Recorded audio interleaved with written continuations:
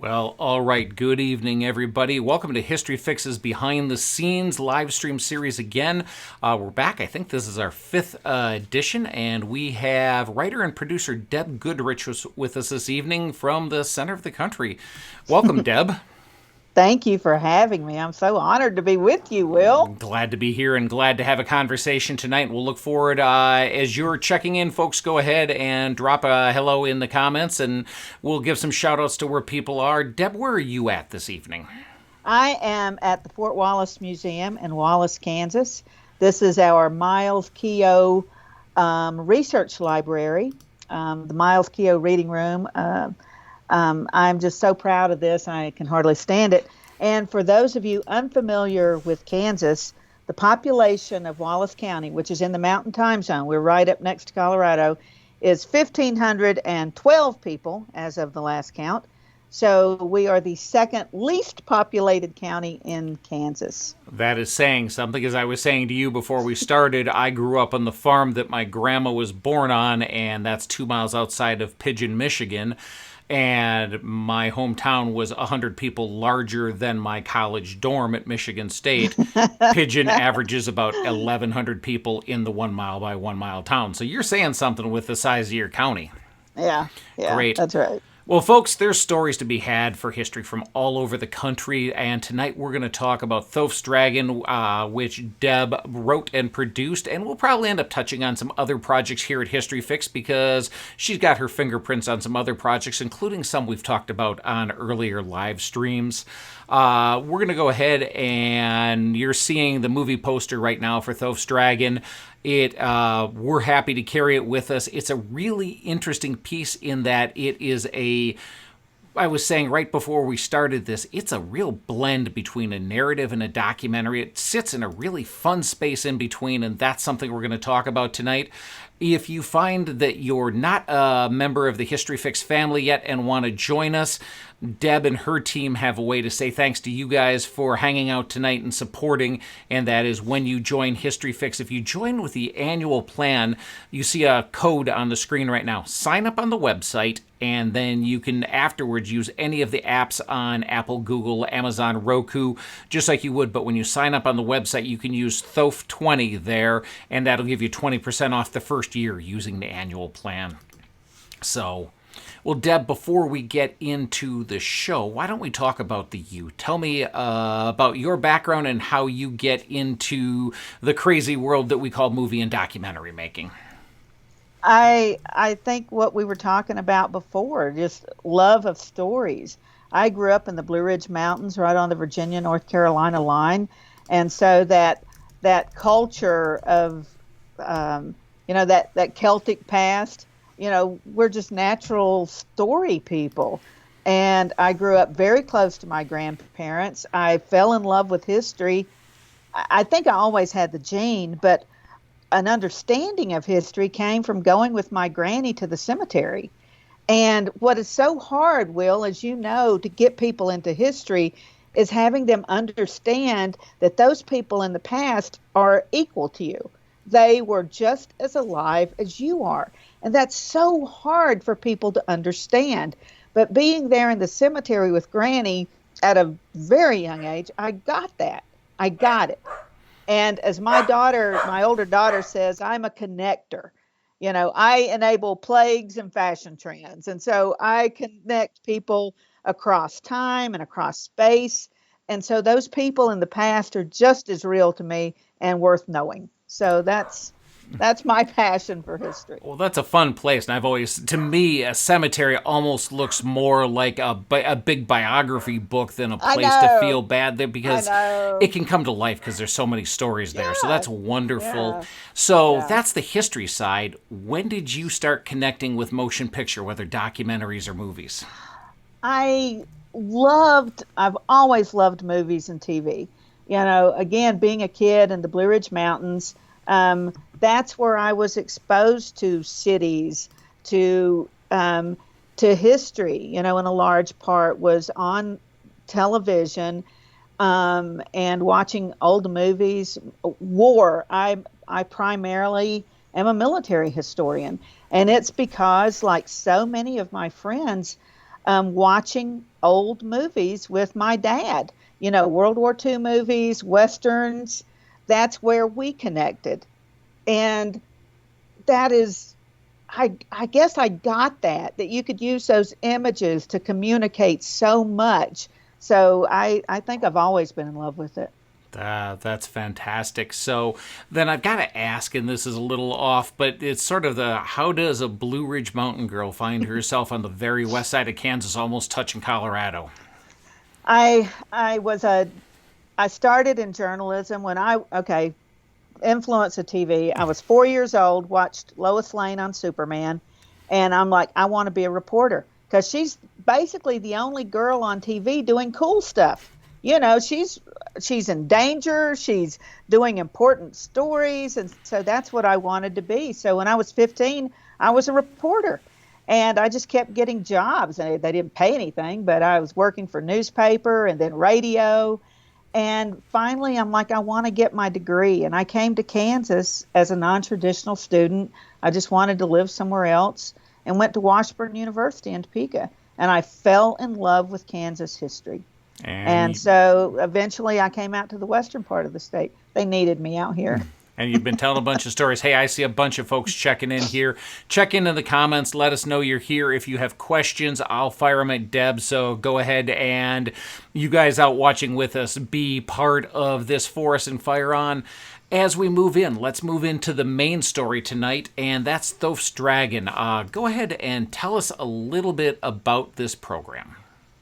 So Thoth's Dragon, and I don't know how he said it. If he said they're from New Jersey. I don't know how they pronounced it. But one of our most valuable artifacts here at the museum is a casting of a plesiosaur fossil. It's long as a semi, 45, 50 feet long. And Dr. Turner, Theophilus Turner, along with the scout Medicine Bill Comstock, discovered that about 14 miles from here in 1867. And it was an incredible find. It's still an incredible find. The original is in Philadelphia at the Drexel Academy of Natural Sciences. In fact, the original is upstairs in their, vault, but a casting just like ours hangs in their entryway in Philadelphia. So here you've got little bitty Wallace County, 1,500 people. There are more people at an intersection in Philadelphia. And this incredible fossil is there. And so that discovery, and Dr. Turner was just such a sweet man. And he fascinated me. And that discovery fascinated me. And when he would write to his brothers and tell them what he had found here, they always called him Thoth because they couldn't pronounce Theophilus. And they called it Thoth's Dragon. They started calling his plesiosaur Thoth's Dragon. So that's where the name came from. Great.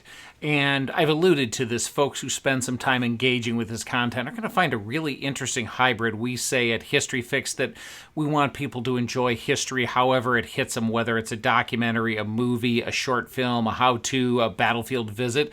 And this really takes a combination of a bunch. Would you talk to us a little bit about how the story is told? Well, you work with what you've got, Will. So we had the idea. I wrote a script for a feature film. But again, we've got 1,500 people. Where are you going to get the money to make a feature film? And we are so blessed. We have the most incredible art teacher here, Brenda Trofe, who's actually she and her dad both are on the board here at the museum. And she teaches film as part of her art program at the local high school. And so she was very interested, and we decided to put together a trailer. And in the trailer, I had always envisioned Michael Martin Murphy's a good friend, and his version of Blue Prairie. That song is so beautiful, and it's a love affair with the land. It's not about, a romance. It's a love affair with the land, and it's just such a beautiful song. And he gave us permission to use his version. So we went out one bitter, bitter, cold winter high plains morning, overcast, oh my gosh, and we filmed a bunch of guys in uniform with their horses, and we were going to do a trailer to raise money. So we applied for grants. We didn't get them. We got some small grants, but no big ones. And we're like, heck, this was so much fun. We're just going to keep going, and we're going to use what we got. So I had always envisioned the whole story, and I'd always envisioned the narrator, but we just couldn't afford professional actors. We couldn't afford all the time and sets. So yeah, it's a combination. Sometimes you just fill in with pictures of the real people, and so yeah, it's a hybrid, all right. I find it interesting because the last live stream 2 weeks ago, we talked with my friend Brenna Malloy, who you got to see, and I'm thinking what you're talking about right there is the point that Brenna made at the end when I asked her what she changed. She said, "Will, art lives within boundaries." You guys worked with what you had, and it was just enjoyable to watch. I'm going to detour for a second because Michael Baughan has given a muscle fist as a hello, and Lee Ramsey has said, "Hi, Deb Goodrich. I enjoy your stories and would not want to miss you with History Fix tonight." Aww. So we've got some folks checking in to say hi. That's Western Kansas and Lubbock, Texas. Fantastic. So that's awesome. I was raised with friends out of the Lubbock area, so that's pretty cool. How long since this was put together with the museum there, how long did it take you guys to film this? We filmed, again, when we could get everybody together, because everybody obviously has another job. So maybe 5 or 6 big film schedules. One of them was on a buffalo ranch, and Brenda went up with some of her students to this buffalo ranch north of Goodland, about, 75 miles from where we are now, and filmed a stunt double for William Comstock riding through a buffalo herd, because not just anybody can do that. And fortunately, Ken Clem, who owned the buffalo ranch, was able to ride through the buffalo herd. So we got some cool scenes like that. You got some really cool scenes. I was going to ask if you guys had purchased stock footage or how you did that. Just watching that today, I was blown away, and hats off to the team that shot that. Brenda is amazing, and the students that she got to help her, she's such an inspiring teacher, such a good job. And then we've got all these folks in the community that care so much, they would just do anything to help us make this happen. Like cool. Ken with his buffalo ranch, he didn't charge us to come up and film at his buffalo ranch. And, so people feeding us, it was just great. Fantastic. Well, you said Ken. Here's another Ken reaching out, and another member of the History Fix producing teams. Ken Spurgeon says, "Way to go, great. Deb." So he's here visiting with us as well this evening, and hopefully we'll get Ken to put a headset on and jump on with us one of these weeks, as I'd love to chat with him, and you and I can talk about him more a little bit here. Yeah, we can talk about him. That's right. Yeah, so, well, first let's talk about that narrator, because that is not an American accent. I'll give that away as a spoiler to tell people they want to go see this. Talk to us about the narrator. Oh, man. Ian Hall, who in our Topeka Margarita group was the token Scotsman. So Ian has been a friend for many years and is such a talented writer himself and musician. He and his wife Carla, he is from Edinburgh and has been in Topeka for, 20, 30 years now. And he is so talented, and he's, again, such a wonderful storyteller. And we'd be sitting there and, talking about history. He's a terrific historian. So I just heard Ian's voice telling the story. And the Frontier Army was so full of immigrants. And I really wanted to get that across. I mean, we've talked about, Ken Spurgeon and I have talked about this a lot in editing and in planning a movie. What furthers the story, and that's how you have to make decisions. And I just love the tenor of his voice. I feel like it's warm, that this is somebody you want to sit down with. And I just felt like that was so important. And like, he really sounds real as somebody sharing his experiences. So let me stop you there and let me ask you, as we blend movie and documentary, is your narrative character a real person? No. No, I made him up. Um, yeah. So, and on screen, he is Don Geist, who is actually German, but German, Scotsman, they kind of interchangeable.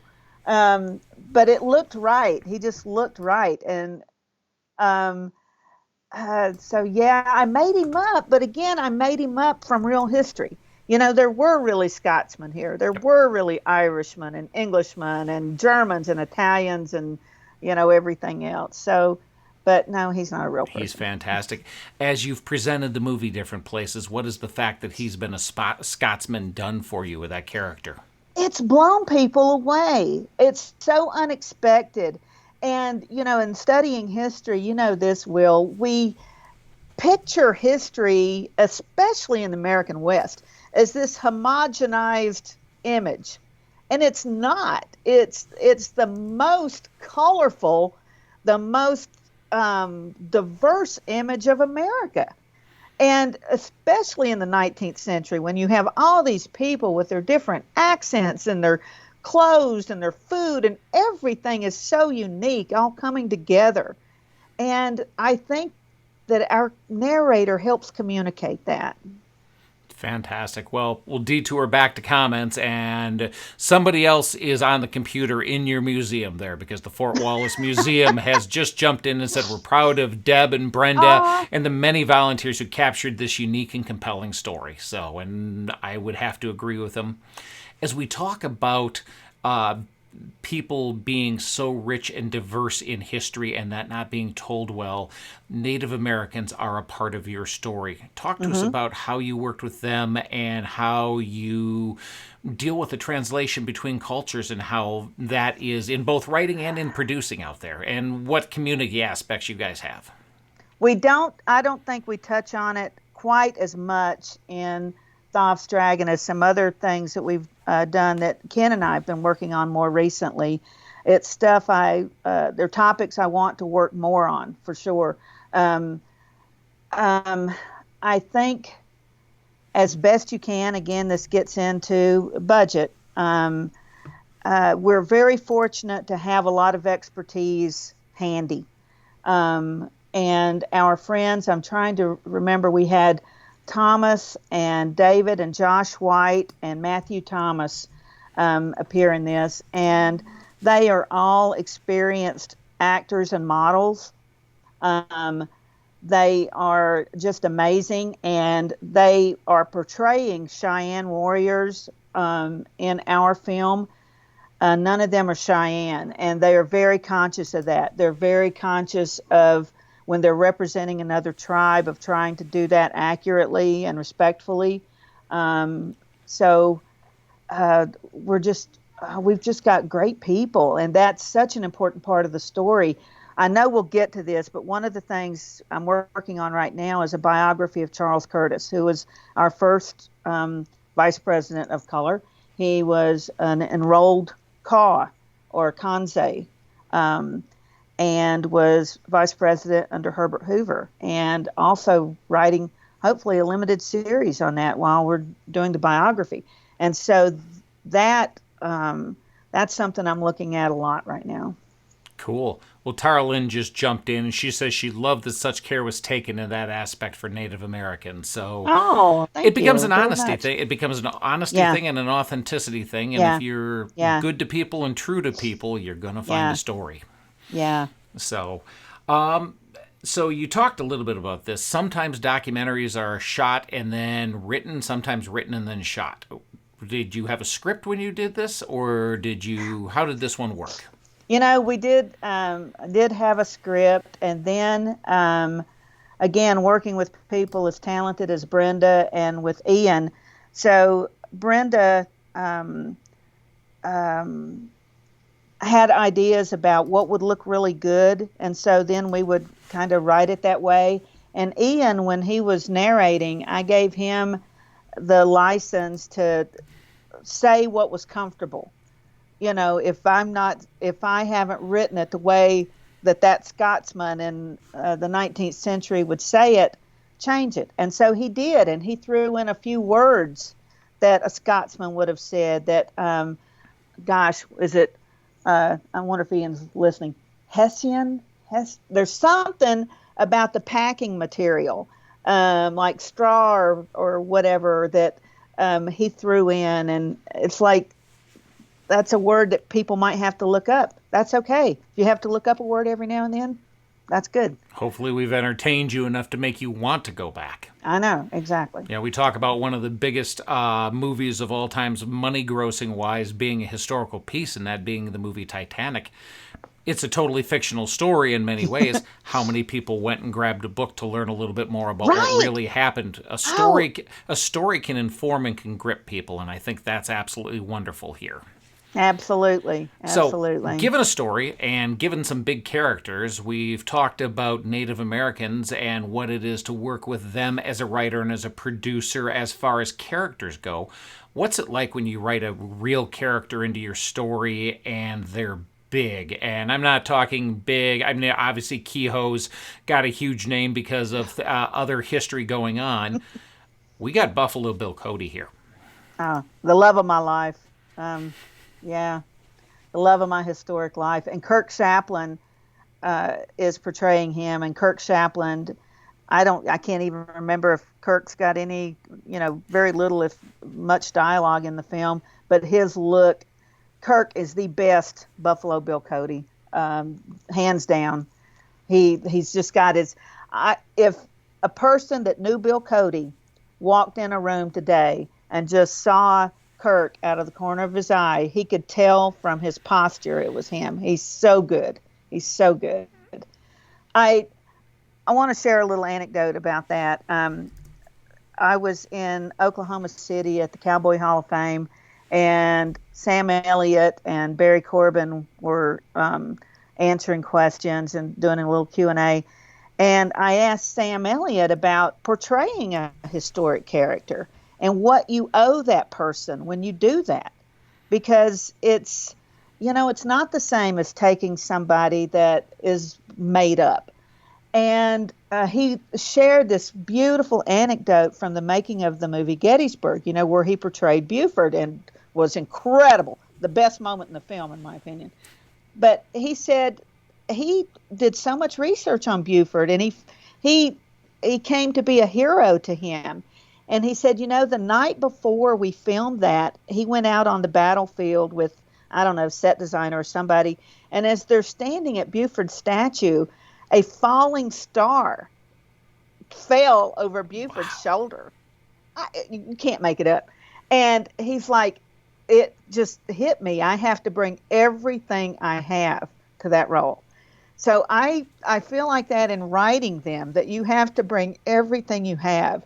You have to be true to their nature, verisimilitude, that's the thing. You have to be true to their nature. And obviously you have to you invent conversations or circumstances, but you have to be true to their nature and who they were. Fantastic. Well, we've been in front of the camera the entire time. You've mentioned Brenda a little bit behind the camera. Talk a little bit about the team that created this project. Oh my gosh. Everybody at the museum, Jane Pierce is our director here, and everybody at the museum. And then our reenactor, the reenactors. So Jake Bauer and J.D. Perry and Kirk Chaplin and all those guys. Our two main actors, who were Carson Norton as Dr. Turner and Ethan Riggs as Comstock. And Carson is an artist and a sculptor. Google his family. They're so freaking talented. It's unbelievable. Really major artists. And I had never met Ethan. I'd met his family, but mom and dad and sister, but I didn't know him. And the first time I saw him was on set as Turner, and he looks just like him. I was floored. But he also had, this is so important to casting somebody. He looked intelligent. And Dr. Turner was sensitive and intelligent, and Carson had that, and it was perfect. It was just, his look was perfect. And then Ethan had this long hair and these beautiful blue eyes, and I stalked him until he'd never done reenacting at all, and I stalked him, met at a wedding, and I'm just staring at him and his wife across. They're good friends now, but he was scared of me at first. Have you ever thought about reenacting? And he's like, no, crazy woman. And I'm like, Comstock had these legendary blue eyes. He's got to have the blue eyes. And so He's that's a got it. few of the people. That's a few of the people. And Well, then you got horses and wagons and, all that stuff. So, and all of that stuff, which can be logistically a major headache for anybody. oh, honey. Yeah. Well, let me Takes ask a you village. this: you've got the village there. That's a great way for me to transition into this. We go to when Turner is young and his young family and his young siblings, who you've already alluded to. You've got scenes from them, and you've got this wonderful historic interior. How far did you guys have to go to get the locations that you worked at? God, How what far is away? that? That's 25 miles, I think. That's the Butterfield Trail Museum, which is actually in Logan County. So it's the next county over. I don't know, it's 25 miles. But Russell Springs has maybe 19 people, I think, last population count. And that is the old courthouse. And they do a beautiful job with that old courthouse. It's now the Butterfield Trail Museum. And they just do a beautiful job. And so we did the hospital scene is in that building. The family scenes are in that building in different rooms. And talk about people. When we did the hospital scene, we had to cover up the windows. So Debbie Mather is like making curtains, canvas windows to cover up the. And Tanya Lamb, who is Carson Norton's sister, she's part of the museum over there. And so, yeah, just another village. And it's also fun to hear how when you're making a movie or a documentary, this one building is going to be a house in the 1840s, it's going to be a hospital in the 1860s, we're going to turn over here. We've done that more than once. That's what we all call movie magic. Well, Gary chimes in and he says the documentary, the program was really a compelling story. Well done, Deb, and to all those who worked so hard on it. Oh, thank you. Thank you. Appreciate it. Well, let me ask you this before we move into other projects that you've worked on and talk a little wider here across History Fix. This sounds like there's amazing memories in the creation of this story. What tops it off? What's the memory from making this for you? And if there's other people in the audience out here, chime in and tell us what your big memory is, because I know we've got some other participants in this, I'm sure, are lurking out in Livestream land. So, but for you, Deb, what's the big thing? I think seeing Carson Norton as Dr. Turner, that just, I can't get over it. It just blew me away. And like I said, it was a cold, overcast day. His uniform is right. I couldn't stop staring at him. I'm like, it's like we really did bring him to life. And he was, again, so intelligent and so sensitive, and it's just so beautiful. And so that I loved. I bet some of the memories are going to involve, I was not up at the Buffalo Ranch when they were doing that, but I know that there was a rattlesnake involved in that one.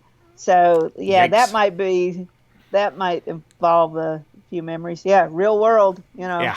Anybody else chimes in on that, I'd love to hear it. Being from the Midwest, we have one version of the rattlesnake, the Massasauga, here in Michigan, and I'm happy to stay away from it. Oh, and it's cold up there. They don't come out very often, do they? No, I can be very thankful for that. So as other people chime in, we've alluded a little bit to this is not Deb's only project she has fingerprints on here at History Fix. What else lurking around here have you worked on? Well, The Road to Valhalla with Ken Spurgeon. I'm very proud of that. I am one of the lead historians in that project, and I'm just so proud of it. I think it was so well done. And the music of Jed Marham and Buck Taylor. Oh my gosh, the opening scene, you will just bawl your eyes out. It's so well done, so beautiful, and such good history. And I did a little behind the scenes stuff with Home on the Range, and that's just a wonderful film that Ken wrote and directed with Shane Seeley and the guys at Wide Awake Films, the American artist George Caleb Bingham, and I'm just really proud to be part of that. It's such a gorgeous movie, Mm-hmm. and so well done and such important history. And I love that it's about an artist, and that whole artist role in history. I love that. So, I'm yeah. so thankful. And Shane, because of that, and because I've known him for years, I was able to crack a nut. We've got a series on History Fix called The Sample Room, which is looking at mixed drinks from the 1860s and Oh, trying to figure out how to. cool. It's a lot of fun. As that series has progressed, we've tried to find a set that is a bar with the religious movements that are going in the 1840s. Do you know how hard it is to find an image of a bar in the 1860, in the 1840, 50, 60s range? There's tons in the Old West Oh, and in the 70s, 80s out west, and there's plenty in Revolutionary War, but in this era it's really hard. oh, that's I interesting. have found one, and it is a George Caleb Bingham painting that hangs at the DIA, at the Detroit Institute of Art here in Michigan. And Awesome. so when you look at the last 2 or 3 episodes in the first season of The Sample Room, that bar is an homage to Bingham. Oh, how wonderful. God, I Yeah. love Bingham. Just love it. So the Fort Wallace Museum has chimed in here again about the memories of Thoth's Dragon, and they say most compelling memory watching those reenactors dig in the very spot where the dragon was discovered Okay. 150 years ago. That was really cool. And I know that one of the things you mentioned was location. And I think, real estate, location, location, location. If possible, filming on location where these events actually happened is uh, transformative, and it gives people energy. When we were working, Ken Spurgeon and some of us here working on the contested plains, about an event in the 1870s, um, being on the ground where we believe it happened had such an impact on the actors. Emotionally, it was just overwhelming. And if you remember the film, The Assassination of Jesse James, starring Brad Pitt, Sure. they filmed that in Canada. That would have been a masterpiece had they filmed it in Missouri, because Missouri is as big a character in that story as any person. And And you say, and giving a shout out to Shane with all the tensions that are there. We have a couple of shows from Wide Awake that really talk about that tension there. And you're right, at least the setup of that tension is the most of the stuff Shane's done that we featured is pre-Civil yeah, War, but people don't yep. just change and forget everything the next Oh, day. Those absolutely memories and not. that are still there. And when you know the countryside, like filming Thoth's Dragon out here, where on the ground where they actually dug up that plesiosaur, that was really special. It's different. The dirt is different. The landscape is different, and it's incredible. It's really incredible. So I think that matters a lot. And Fantastic. being true, again, it's true to the story as you can be. And it's a story you can get to, and really appreciate you and the team bringing it first to life and then trusting us at History Fix to be one of the Uh, places where people can see it. We're thrilled to host it and be part of it. And gang, the one thing we'll say, I'll put my sales pitch hat back on. When you subscribe with History Fix, every minute you watch a project, part of that money on a per minute basis goes back to the producer. So when you enjoy seeing stuff like this, you can know that being on History Fix, you're helping support that work to be compensated, and then hopefully more to be done, because we need to build an ecosystem where these good stories can continue to be told. well, we appreciate your doing that so much. No problem. We're happy to.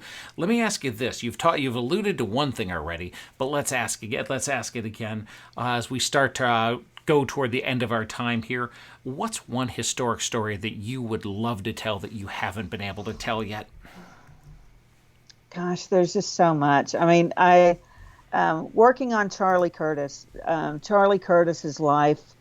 I really want to bring to the big screen. It's so all encompassing. He's got that native and French background on one side. He's got the pioneer, the American founders on the other side. That's the settling of Massachusetts, and it all comes together in a man who was uniquely American and uniquely Western. This was part of his the campaign stuff about him. He has the blood of the red man and the pilgrim. But that is unique, and it was really cool. And so that story has so much breadth to it.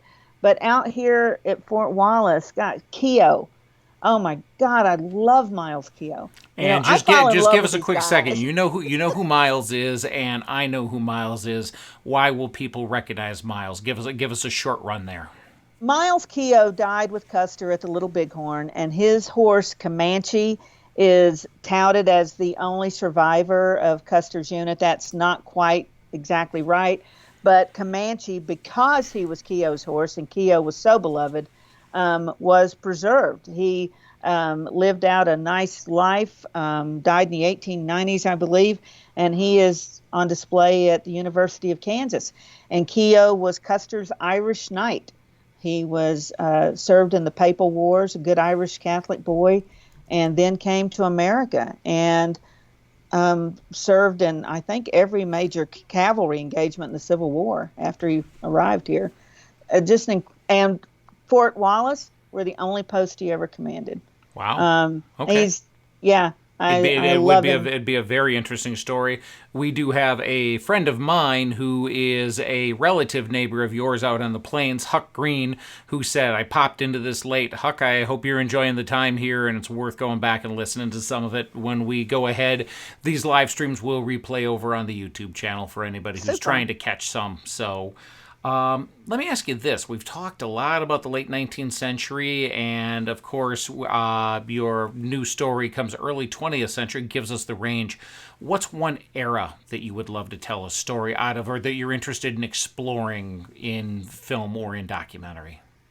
Um, Gosh, I love that pre-Civil War time. That in between. I love the Bleeding Kansas era. And I love like the 1830s and 40s seem to be that sort of middle space that don't get a lot of attention, and it's fascinating. I'm reading now, gosh, what is it, by Miles Harvey, about the confidence man, about the con man. It's fantastic and touches on a lot of that time frame. And America is a crazy place then.